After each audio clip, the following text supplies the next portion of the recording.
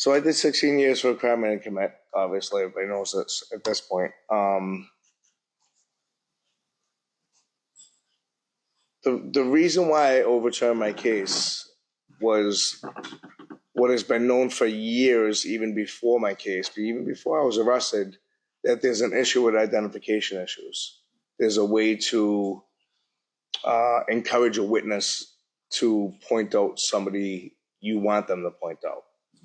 There's tactics. It's well known. It's well documented. And we tried to introduce an expert, Stephen Penrod, to my case. And the judge at the time, I don't know if the law is still the same. Maybe Stephanie can correct me on this one, but at the time the law was it's a judge's discretion to allow expert identification witnesses. And the judge didn't see a point of allowing one. Even though everything in my case didn't point to me. The person was medium height, medium build. We asked the victim, what do you consider medium height? She said around 5'10". We asked her what her height is. She said around 5'4". I'm 5'3".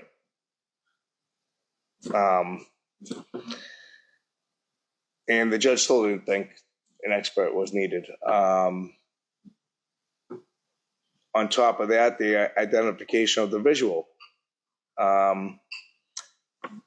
Something covered his head, maybe a T-shirt, she said. She didn't know. Up to the eyebrows, over the head. Dark T-shirt and whitey tighty underwears. That's it. We asked, the cops didn't ask us, we asked that during a hearing, well, what about facial features? See any facial features? They have a beard, a mustache, a goatee? I don't remember. So from here down, I don't remember. From here up is covered. And it's 4 a.m. in a dark room. How they got around that, because people are smart, I will give them that. They kept repeating to the jury, she was inches away from his face, asking him, what do you want? What are you doing here? But there's all she could basically see. But the best part about my identification for me was when the detectives got involved. They basically gave her a photo array. I'm not going to get into too much detail because it's still up in my appeals court. But basically, they showed the photo array. They got her to pick it out. And then they asked her for a description of the guy after she picked me up.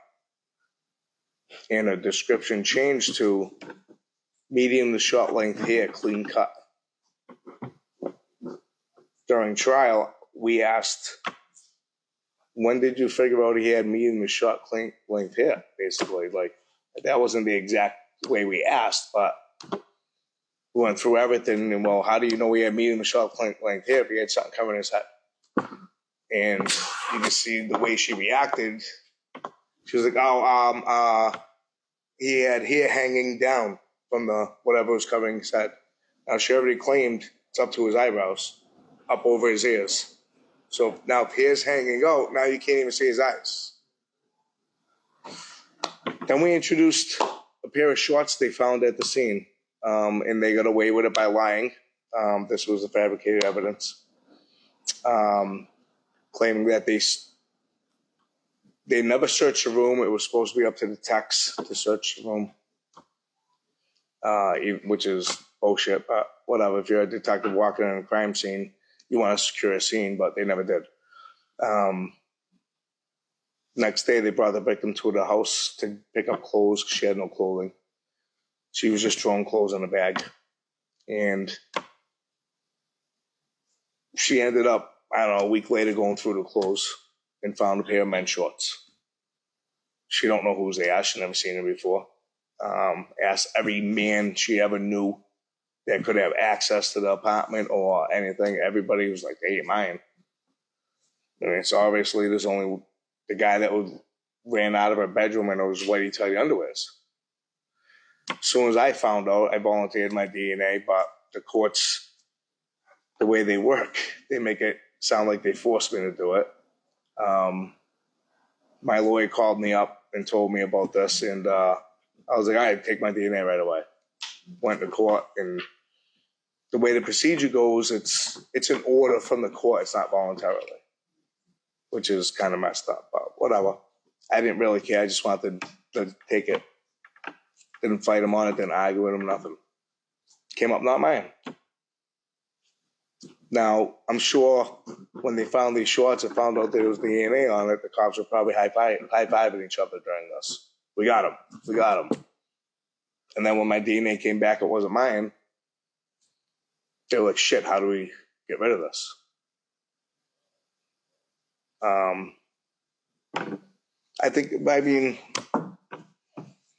My personal belief, I think there was a conspiracy with the prosecution and the cops of how to they probably put their heads together. I can't prove that. I can't.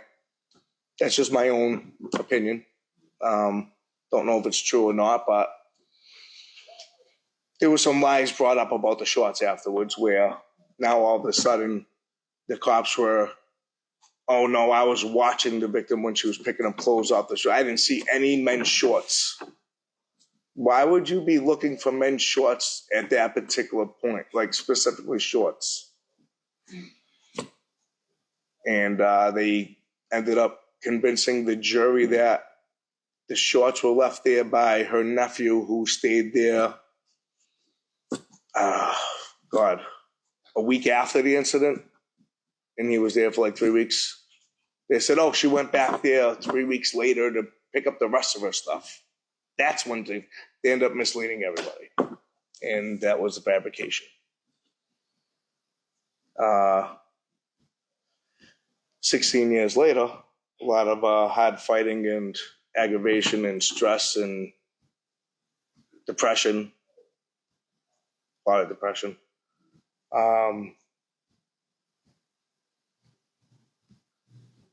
This is the tough part for me because it was when my dad passed away.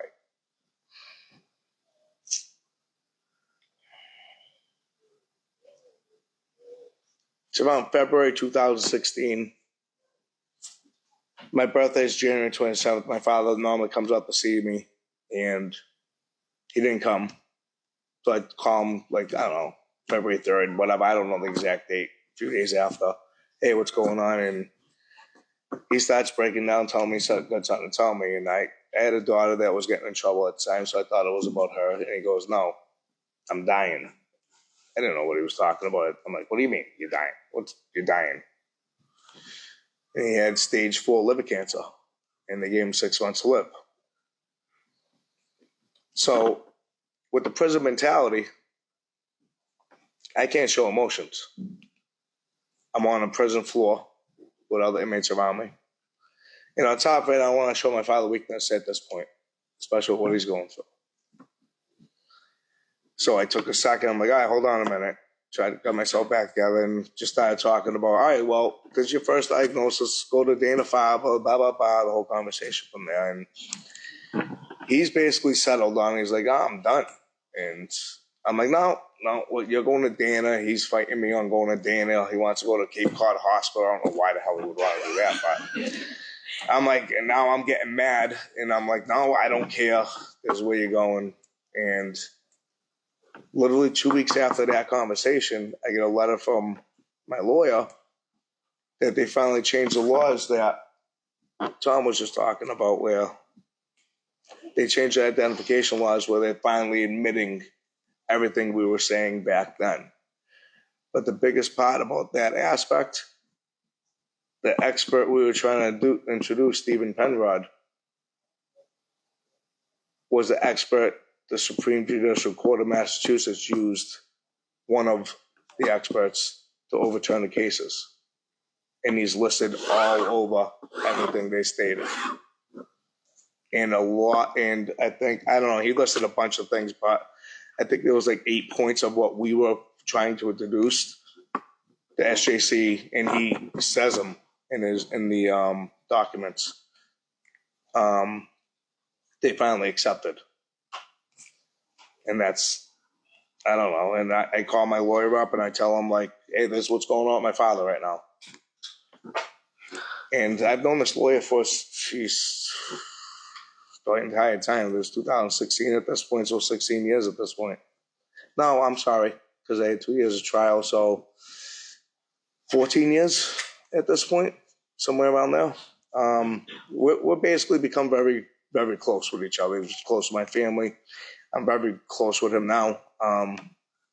He saved my life, but it's another story. And he's like, and he knows my father. My father was a great, great person. Very easy to get along. He was a barber. He got along with everybody. And I'm like, I don't know what to do. If I fight this, I'm never going to see my father live. And I have parole coming up in March, a month later. I was ready to walk in and it's like, I did it. I don't care. I'm sorry. My dad's dying. Whatever I had to do, I was ready to throw myself at the mercy. I didn't care about myself at this point at all. And I told my father, he goes, all right, so what are you saying? I go, well, if I go to parole and tell them I did this, I might have a chance to get out. Hey, you got to understand my father. Like, he kind of laughed a little bit. And he goes, what are you talking about? I go, Dad, they gave you 6 months to live.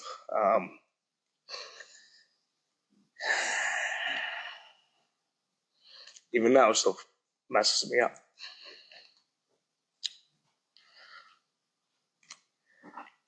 If I fight this and I lose, I'm never going to see you alive. And I have a lot of family members that come up and see me and support me, but nobody supported me like my father.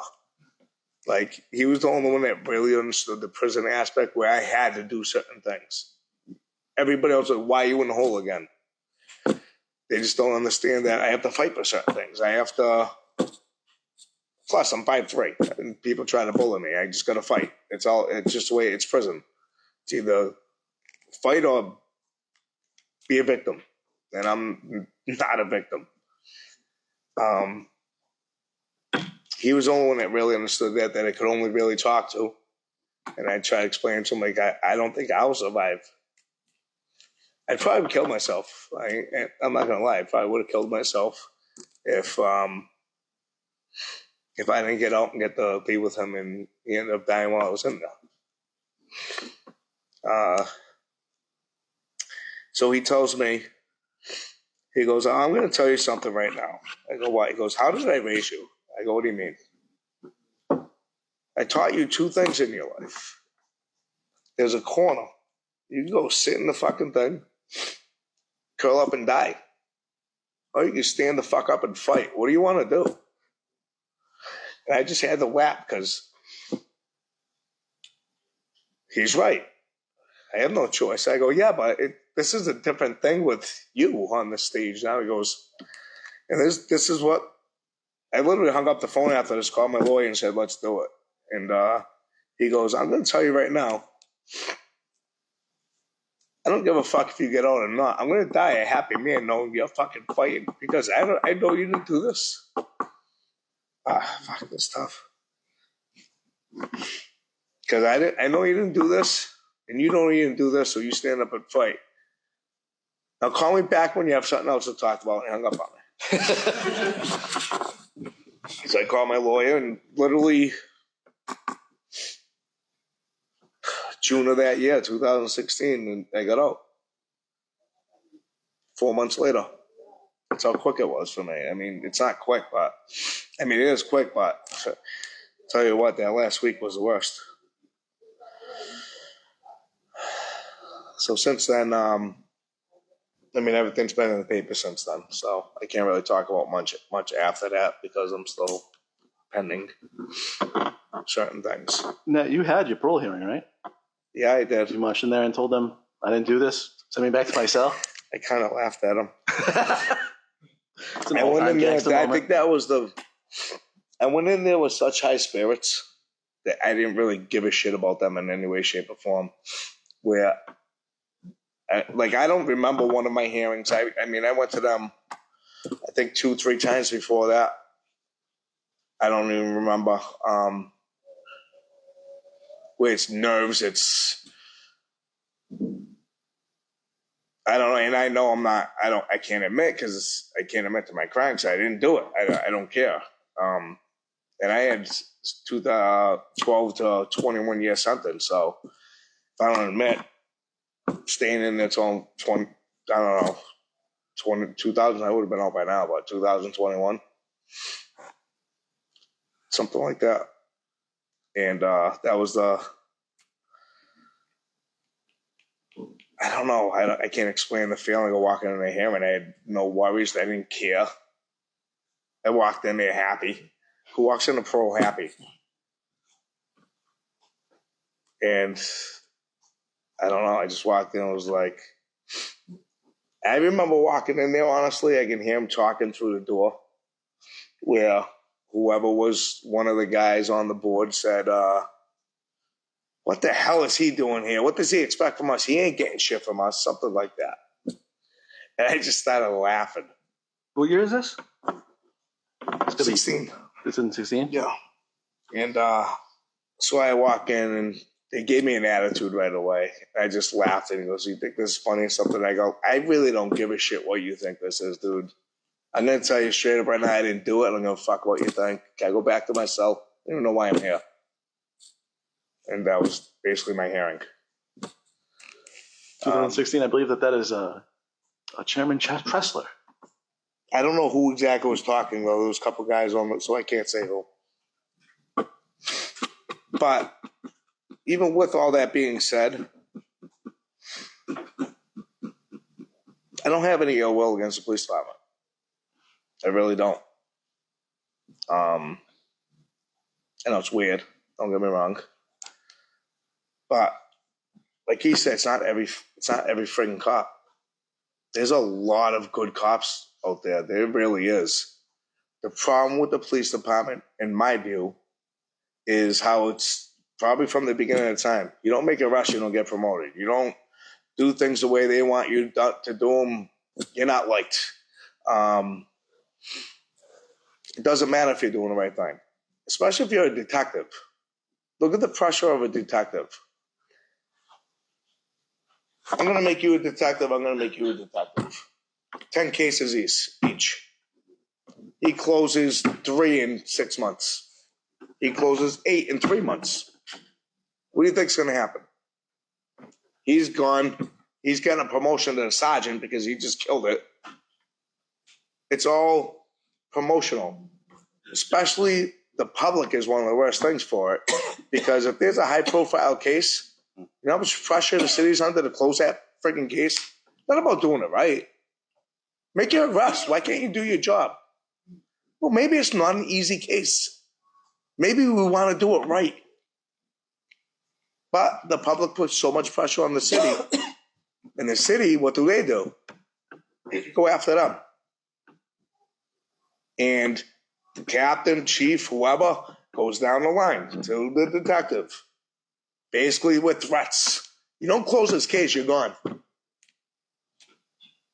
This is the biggest problem I see with the police department. It's not about how you do your job. They don't give two shits how you do your job. It's administration. They do not care. The city does not care. Can you make an arrest or not? And with that mentality breeds other bad mentalities. With, I think it was Hazelhurst said something a while ago. I think 2018, actually. Where is this? I don't know what story this is. It's Worcester Magazine. 2018. What was that? Was that the stretcher one where you defended the guy? I don't know, this one. Distraction. Come look. See that? Yes. Okay. The punch. Whatever that one was. Hazelhurst makes a comment. I gotta find it. Give me 1 second, please. All right, here you go. When asked to comment on the practice of throwing punches in general, police department spokesman Kerry Hazelhurst called blows to the head a distraction technique. Didn't you use that terminology earlier? We're talking about the same thing. Yeah. Definitely distracting. And one that is allowed if an officer faces the risk of personal injury loss of limb or life. And this is the one where the person. I don't know what it was. I'm just saying there's a statement he made, but this is the police mentality. Even if they have 8 of them on one, what is the personal injury on 8 on 1? 8 guys can't control one guy.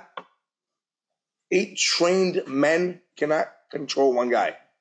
Some guys are bigger than others. Some guys can fight higher than others. I can definitely see that. But there's still cause of a blow to the head, closed fist punch to the head. There ain't other ways to bring somebody down. Can't take out his knees.